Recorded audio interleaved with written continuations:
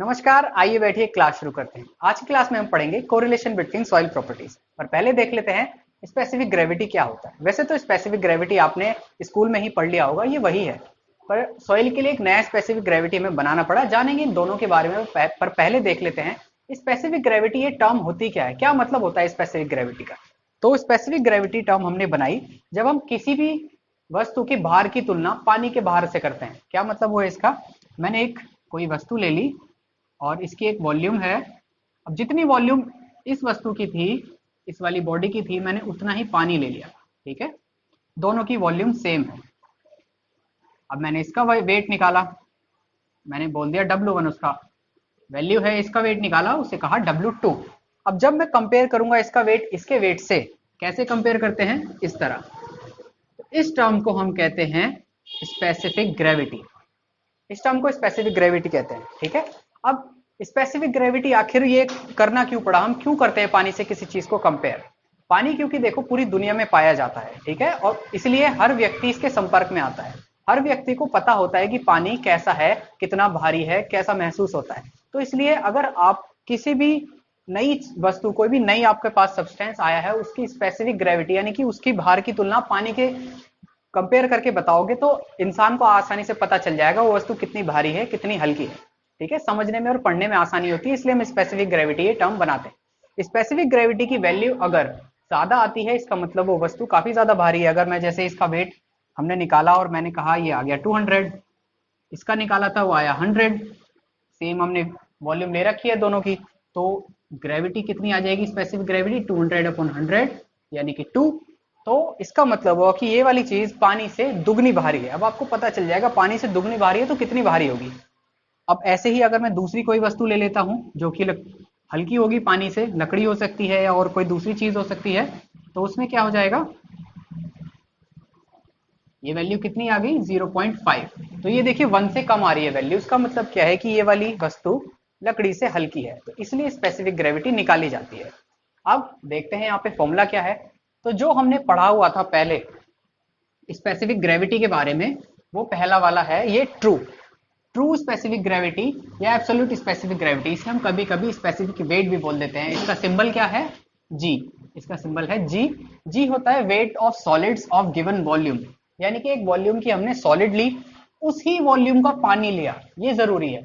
जिस वॉल्यूम की सॉलिड ली उसी वॉल्यूम का पानी लिया और फिर उन दोनों को कंपेयर करा, तो आपके पास क्या आएगा, स्पेसिफिक ग्रेविटी आ जाएगा। ये मैंने यहाँ पे फॉर्मूला लिख रखा है सिंबॉलिक फॉर्म में, weight of solid upon weight of water. यहां तक ये फॉर्मूला है। अब इसमें मैं कोई चीज की मल्टीप्लाई करता हूं जो कि सेम है, ये कट के 1 हो जाएंगी, तो फॉर्मूले पे कोई फर्क नहीं पड़ेगा।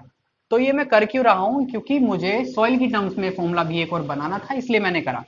तो WS यानी weight of solid upon volume of solid, जो आपने वॉल्यूम ली है सॉलिड की, उसका वजन लिया, तो ये वॉल्यूम मैंने यहाँ पे कर दिया, उसी वॉल्यूम का पानी लिया। ठीक है, ये बिल्कुल सेम चीज है, तो इसको हम कहते हैं गामा सॉलिड और इसको हम बोलते हैं गामा वाटर। यहाँ पे फॉर्मूला भी लिख के दिखाया है, गामा सॉलिड का क्या मतलब है, weight of solid upon volume of solid. तो आपका ये फॉर्मूला और बन गया स्पेसिफिक ग्रेविटी का। ठीक है, फिर आते हैं मास स्पेसिफिक ग्रेविटी और बल्क स्पेसिफिक ग्रेविटी। दोनों एक ही चीज है, मास और बल्क नाम अलग अलग दे दिया है जैसे यहाँ पे दिया हुआ था। अब ये चीज क्यों करी गई, क्योंकि जब स्पेसिफिक ग्रेविटी टर्म आया तो उसमें सॉलिड का वेट लेते हैं, पर जब मिट्टी हम उठाते हैं तो उसमें आप सॉलिड और लिक्विड अलग नहीं कर सकते, पानी उसमें एब्जॉर्ब रहता है, कैसे अलग करोगे। तो इसलिए ये टर्म के लिए हमने एक और दूसरी टर्म बना दी, हालांकि ये ज्यादा इस्तेमाल होती है, ये ज्यादा सही भी है, क्योंकि ये सॉलिड्स के बारे में बताती है डायरेक्ट, और ये किसके बारे में बताएगी, मिट्टी को एज अ होल टोटल ले लेगी, जिसमें सॉलिड और लिक्विड दोनों होते हैं। लिक्विड का क्या मतलब है, पानी उसमें होता है।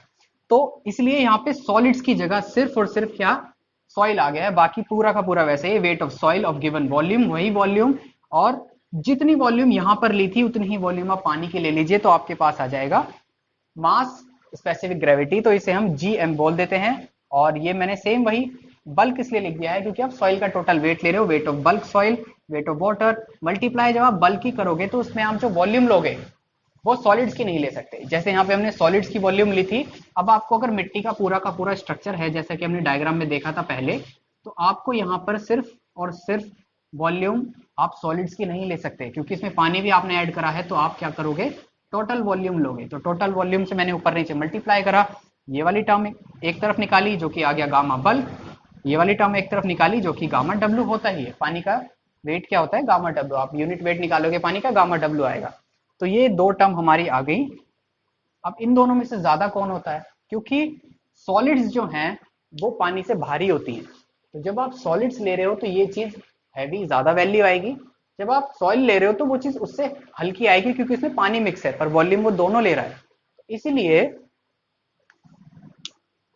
जो ट्रू स्पेसिफिक ग्रेविटी है वो बड़ी आती है बल्क स्पेसिफिक ग्रेविटी से। ठीक है, तो ये भी ध्यान रखिएगा, ये ज्यादा इस्तेमाल होता है, ये कम इस्तेमाल होता है, पर हमें दोनों पता होनी चाहिए। आमतौर पर जी की वैल्यू आती कितनी है वो देख लेते हैं। तो स्पेसिफिक ग्रेविटी आमतौर पर उसकी वैल्यू रेंज जो है वो यहाँ पे मैंने लिखी हुई है। इनऑर्गेनिक सॉइल के लिए 2.6 से 2.9 होती है। इसे हम याद करने के लिए क्या कर सकते हैं, 2.5 से 3 के बीच में होती है। थोड़ा सा ऊपर नीचे है पर याद आसानी से हो जाएगा, 2.5 से 3 के बीच में। ऑर्गेनिक सॉइल अगर है तो 1 से 2 के बीच में, 1 से 2 के बीच में याद कर सकते हैं कि इसके बीच में रहती है। अब ये फर्क ऐसा क्यों है? ऑर्गेनिक मैंने आपको बताया था ये वो वस्तुएं होती हैं जो जिंदा हैं या कभी जिंदा थी। जैसे कि क्या है, हमारी ड्रॉपिंग्स हो सकती हैं, और पेड़ पौधों की ड्रॉपिंग्स हो सकती है, उनके अवशेष हो सकते हैं, फल पत्तियां, उनके छिलके, टहनियां, पौधे, ये सब क्या आते हैं? ऑर्गेनिक में आते हैं। इनऑर्गेनिक क्या है? जो पत्थर हैं और क्या है आपके मिनरल्स हैं, ये सब आते हैं हमारे इनऑर्गेनिक में। तो इनऑर्गेनिक सब्सटेंस भारी होता है, ऑर्गेनिक सब्सटेंस हल्का होता है। तो इसलिए जब इनऑर्गेनिक सॉइल अगर आपकी होती है तो इसका मतलब उसमें इनऑर्गेनिक कंटेंट काफी ज्यादा है, और वो चीज पानी की तुलना में काफी ज्यादा भारी आएगी, 3 गुना तक भारी पाई जाती है, 2.5 से 3 गुना। ऑर्गेनिक जब हम लेते हैं तो वो हल्का होता है, तो वो 1 से 2 गुना, अगर 1 है तो इसका मतलब पानी के बराबर ही हो गया, और उससे ऊपर है तो पानी से ज्यादा भारी है। तो इसलिए ऑर्गेनिक सॉइल इनऑर्गेनिक सॉइल से हल्की होती है। अब ये वो सारे फॉर्मूले हैं जो न्यूमेरिकल्स में काम आते हैं। तो ये सिंबॉलिक फॉर्म में मैंने लिखे हुए हैं, ये सब उन्हीं चीजों से बने हैं, वही प्रॉपर्टी से जो मैंने अभी आपको समझाई। तो आपको अब तक सिंबल वैसे याद हो गए होंगे, मैं आशा करता हूं। मैं स्क्रीन से थोड़ा हट जाता हूं ताकि आप ये फॉर्मूले देख सकें। आप इन्हें कॉपी करना चाहें कॉपी कर सकते हैं स्क्रीन पॉज करके। अब जरा देख लेते हैं ये फॉर्मूले हैं क्या, किस चीज से बने हुए हैं। तो पहला फॉर्मूला है S equals to W G, ये डिग्री ऑफ सैचुरेशन है, ये वॉइड रेशियो है, वाटर कंटेंट है, और ये स्पेसिफिक ग्रेविटी है। तो अगर आपको 3 चीजें दी हुई हैं, कोई सी एक नहीं दी हुई, तो आप इस फॉर्मूले से आसानी से निकाल सकते हैं। आपको अगर पोरोसिटी दी हुई है, वॉइड रेशियो निकालना है, इस फॉर्मूले से निकाल सकते हैं। अगर पोरोसिटी निकालनी है, वॉइड रेशियो दिया हुआ है, इस फॉर्मूले से आसानी से निकाल सकते हैं। ये दो फॉर्मूले क्या हैं? ये दो फॉर्मूले तब काम आते हैं जब आपको टोटल वेट सॉइल में से वेट ऑफ सॉलिड निकालना होता है। अगर टोटल वेट दिया हुआ है मिट्टी का कितना है, क्योंकि वो हम निकाल सकते हैं फील्ड पर, और उसमें से आपको वेट ऑफ सॉलिड निकालना है, तो आप इस फॉर्मूले से निकाल सकते हैं। टोटल वॉल्यूम ऑफ सॉइल में से वॉल्यूम ऑफ सॉलिड निकाल सकते हैं। तो ये फॉर्मूले काफी ज्यादा काम आते हैं, इसे याद रखेंगे हम। ये 4 फॉर्मूले हैं यूनिट वेट के। यूनिट वेट का ये एक बाय डिफॉल्ट फॉर्मूला है, अगर आपको ये याद हो गया तो आपको ये 3 फॉर्मूले आसानी से याद हो जाएंगे। ये वाला बल्क का फॉर्मूला है। बल्क का क्या मतलब है कि सॉइल जिस स्थिति में है उसमें ही निकाल देना, उसको बल्क कहते हैं।